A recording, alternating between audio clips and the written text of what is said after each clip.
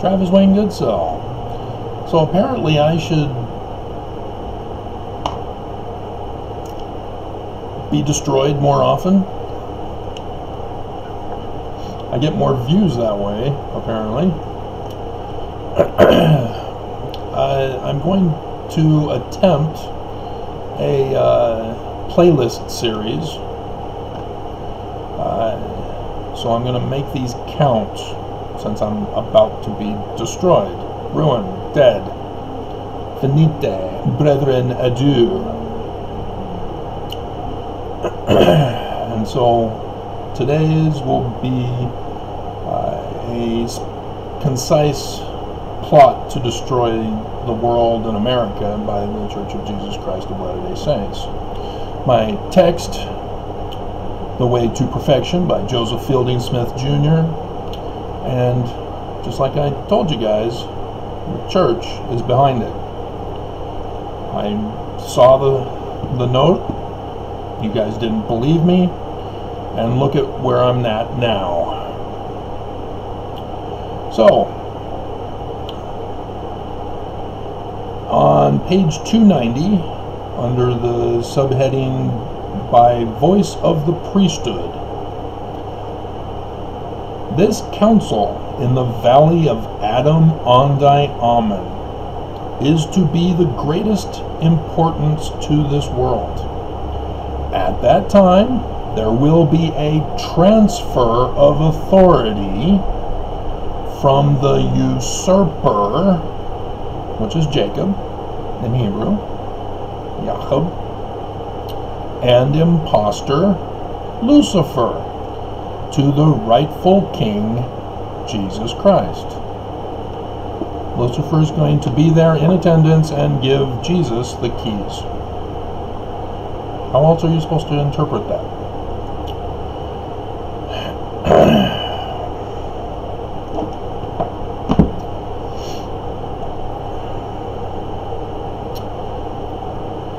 In the beginning, Brigham Young, according to the new book published by the Mormon author in 2019. And immediately the Wikipedia page was altered. Previous stuff gone. New stuff that exposes him put in. Mormons think they're clever by covering up the not faith-promoting stuff about church history. And what they do put in, as they claim it's faith-promoting and awesome, is actually expose the church. And so, in the book, he found out that Brigham Young had obtained the Book of Mormon in 1830 after the church, with missionaries going out, spreading the word, spreading the book. And Brigham Young had been attending church in his local area, a congregation, probably at people's houses or whatever, having meetings for 2 years. And so the author is thinking, wow, Brigham Young's really faithful. He's attending church, he's trying to learn, blah, blah, blah. His wife is sick.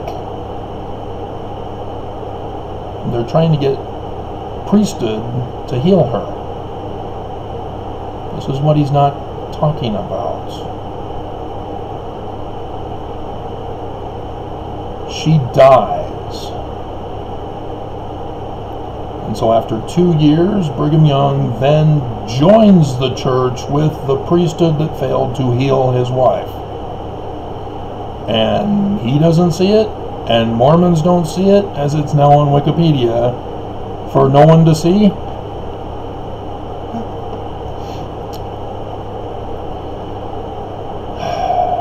guys need to watch more R-rated movies. Or comic book stuff, whether you're a Marvel or a DC person or some other, about origin stories of the villains. It explains it all to you. And so Heber was his bestest buddy. Heber was joining for another reason, waiting for Brigham to get him to come with him. See, Heber, in his Wikipedia page, which nobody's done a new book on him, so that hasn't been altered yet to be covered up, says that he became a master mason in 1 year. And I have to tell people who only impose current Freemasonry upon pre-1826 Freemasonry. They're not the same. It's changed now because they are desperate for anybody to be a part of their organization. Back then, it was under strict guidelines and rules. And so Heber, as he's living in Scottish Rites territory, which did go red on Wikipedia, but you can find it on the map still, sort of. There's Victor Flats something or other, and it's that region in between Batavia and Canandaigua with Palmyra. And so I found out that it was in strips. You'd have a York Rites, Scottish Rites, York Rites, Scottish Rites, York Rites in Western New York. And then he goes, as he says on the Wikipedia page, he goes to Canandaigua, where Joseph Smith Sr. is the Master Mason, but he doesn't say that. He just says he goes there and petitions for an advancement from level 3 all the way to 7 in the York Rites.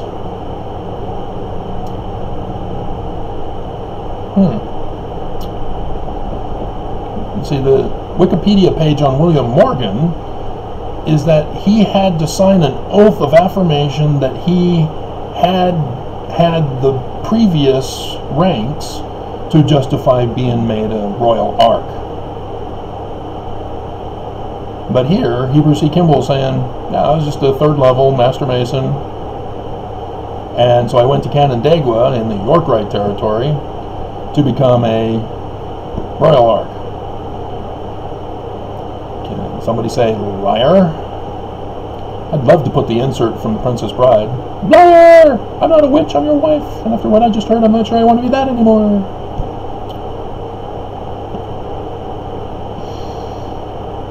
And he says he was accepted. Smith Sr. apparently accepted him. But, oh no, the records are destroyed in 1826. Oh no, are we sure? Because we all know now the records weren't destroyed, because we know that Smith Sr. was the Master Mason of that lodge. Oops!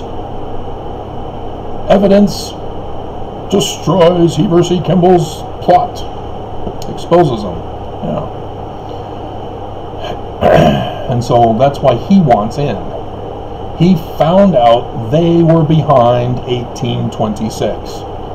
He found out that the Book of Mormon is the finishing of William Morgan's book. You're not going to watch my videos. Why am I dying for you? I'm sacrificing my life.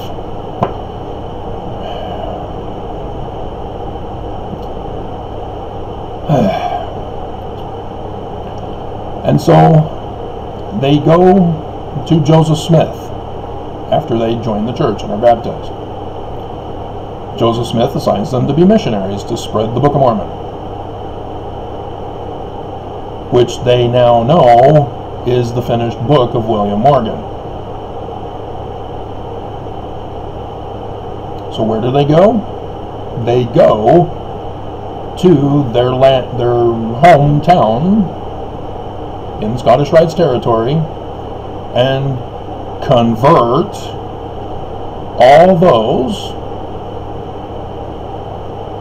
who had had their temples burned down with the incident with William Morgan, thanks to Joseph Smith Sr. in 1826, the anti-Mason movement. They want revenge for whoever caused that.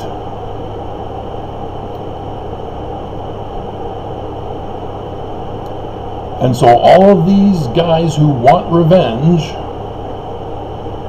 who now know it's the Smiths, are infiltrating the church. And the power of Jesus is going to convert their hearts to be good. Well, first of all, you've not read the first vision. It's not Jesus. Jesus is just another latter-day apocalyptic literature character.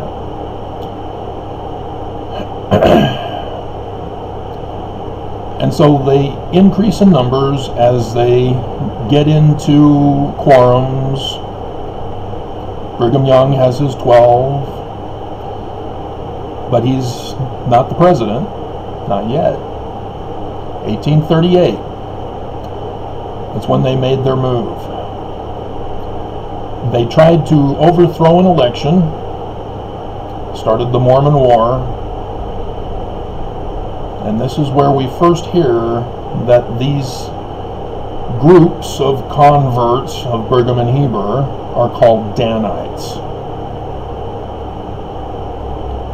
judges. They've come to judge the Smiths.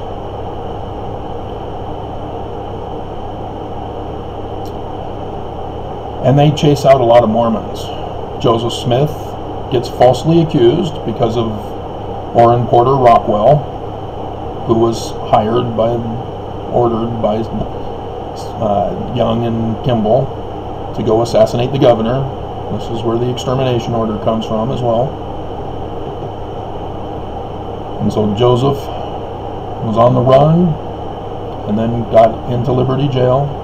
Or was the Orrin Porter Rockwell one later?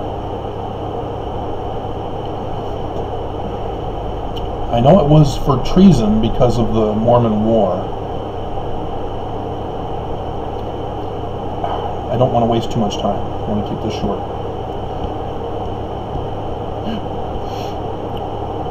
But Sidney Rigdon stays behind. He gives a salt sermon. He's fooled. He doesn't realize it's the Danites who are doing all this.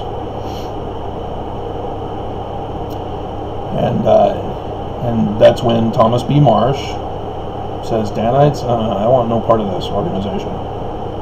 You got Joseph Smith locked up in Liberty Jail, and you got the Danites rising up, chasing people out of leadership, out of the church. I'm out.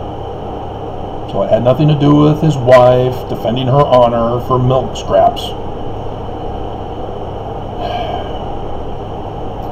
And so Brigham Young, kicking out William Smith as well, has a vote to make him the president, because that's how you're supposed to do it under Joseph's organization. And so as president, he then exalts himself even further by excommunicating Thomas B. Marsh and William Smith. So when Joseph gets back, he calls Brigham Young Judas and his 12 for exalting himself, and puts back William Smith, his brother, into the 12. See, William Smith does not know the origin of the Book of Mormon. That's how tight-lipped that secret was. But Brigham and Heber knew, and they told their Danites. And we know this because of what William Smith did afterwards.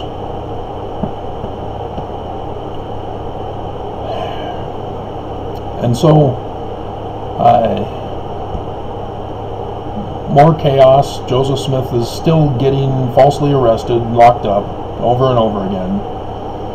Heber C. Kimball marries a third wife in 1842 by Brigham. Not authority, exalting himself. And they have to murder Joseph. It's taken too long, they got to murder him. So Willard Richards and John Taylor from the 12 go and stay to make sure it's done. And Joseph got a 6-shooter, chased out the mob. Uh-oh. Problems. And so John Taylor tried to, well, he did successfully wrestle the gun away from Hiram, shot him up through the jaw, into the head, felled him to the ground. Joseph Smith saw that John Taylor had shot him, shot at John Taylor with the remaining 3 balls. John Taylor went under the bed. Joseph Smith went to Hiram's side, and Willard Richards, having gotten the wine, also got himself a 6-shooter and came from behind Joseph Smith and shot him in the back, and then dumped his body out the window to the well, where they then had their long rifles and shot him. And then nobody seems to realize that rifles, you have to put gunpowder, tamp the ball in, and shoot. And that's long. It doesn't fit. That's why they had to leave them outside. So it wasn't the flying balls all over the room on the second floor. As people who say they're experts in guns and stuff of the time period, I'm hearing from them in my neighborhood, oh yeah, just like JFK's magic bullet. Uh-huh. Dear God. So, you gotta examine the evidence. Don't listen to the contradictory hearsay of the 2 guys who were responsible. So anyway, Brigham Young says, oh, Joseph Smith was doing all these crimes in secret, so it's of God, so help me commit them. And so he and Heber sex traffic, polygamy, the women out of the country into Mexico territory to establish his kingdom of Deseret. That's what his plan is, to overthrow America. That's what the Book of Mormon warns us about, the overthrow of America. And here's Brigham and Heber, who were involved in that, who were pissed, wanted revenge on those who prevented it.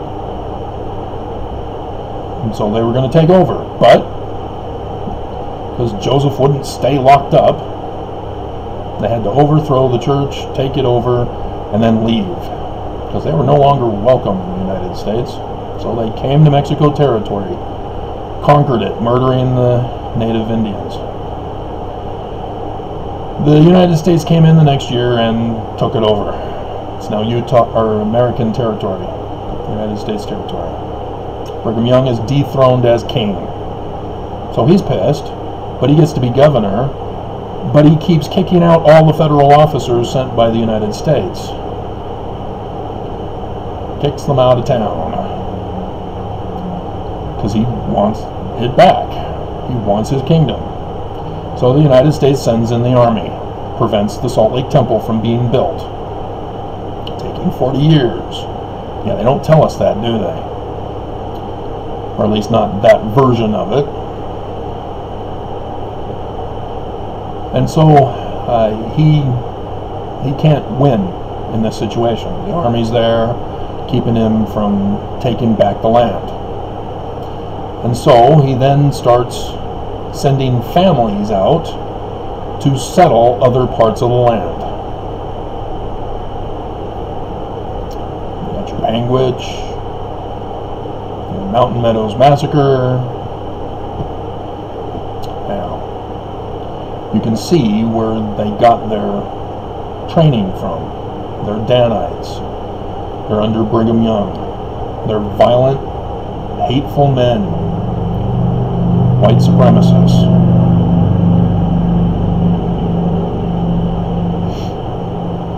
And so that was his next plan, was to settle the West before all the other pioneers or pilgrims or whatever you call them, settlers, came in, so that he could get key locations to then grow the Mormons in the various settlements.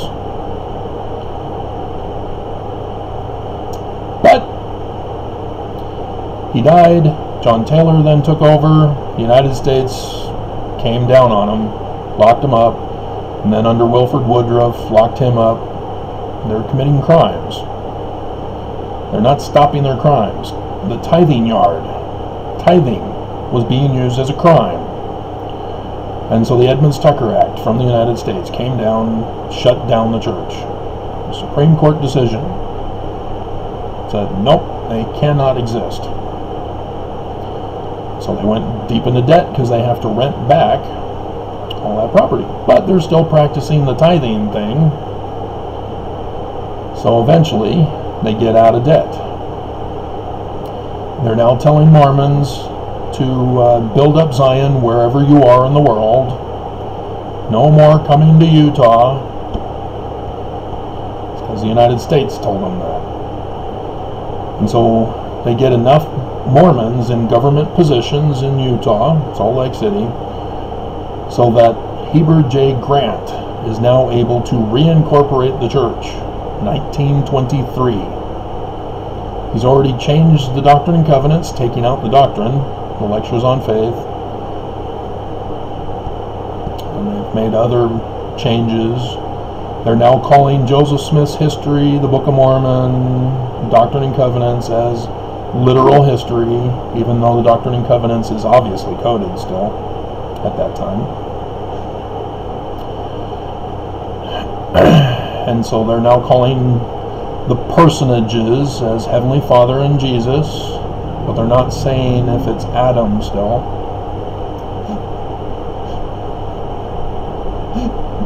They sort of dropped that as the other branch-offs who were pissed that Wilford Woodruff didn't have the guts and the courage to destroy the United States with war. So they branched off and are all the other churches of Mormon, Brigham Young. And so now it was a matter of converting so that people pay into the tithing, so that the church can get rich. They had $1 million in 1923, and it was time to increase that. And so missionary work around the world commenced. You get the temple in wherever it was it Sweden or somewhere out there? And then over time, the church is now wealthy enough that they now start buying up land. That's when Gordon B. Hinckley started the small temples. So slightly less populated or less land coverage, but they're able to do more. And it's still being justified with the number of elders in the various parts of the world to give them a temple. And if you're unfamiliar with why would they be interested in buying up land, you have no concept of settlement. There's the Tom Cruise, Nicole Kidman movie. Not Eyes Wide Shut, but that is involved.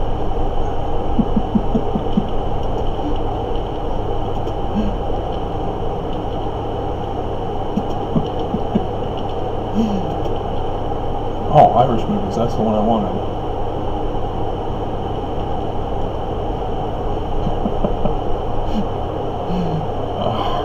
There it is, Far and Away. Yeah, awesome song.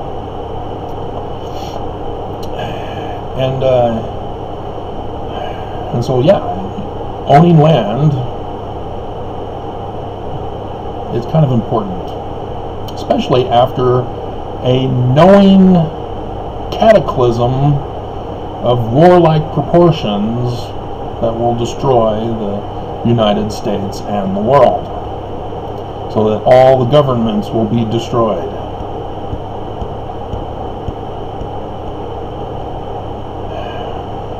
A warning from the Book of Mormon. And so yes, under Nelson, he's no longer caring about whether there's enough Mormons paying tithing. Why? Because the whistleblower exposed that the church no longer needs Mormons. They make more in interest from the tithing investment through the stock market and other portfolios than the Mormons give in tithing. They don't need us anymore.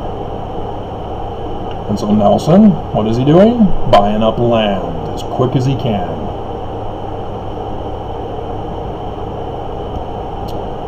Because the time is coming to a close.